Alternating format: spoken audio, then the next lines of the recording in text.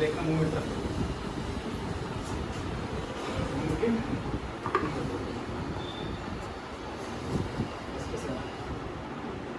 थोड़ा सा नीचे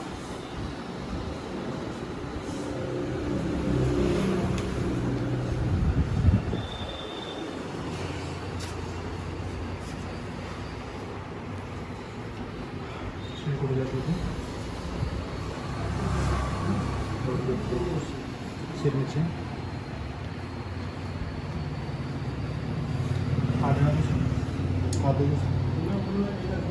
यहाँ से हाथ पकड़ो और इधर से ठीक है शरीर को ढीला छोड़ दो दोबारा बिल्कुल टाइट रखो थोड़ा उसको टाइट रखिए बाजू को करके फिर टांग को ऐसे रखो एक टांग को मोड़ना है दूसरी को सीधा रखो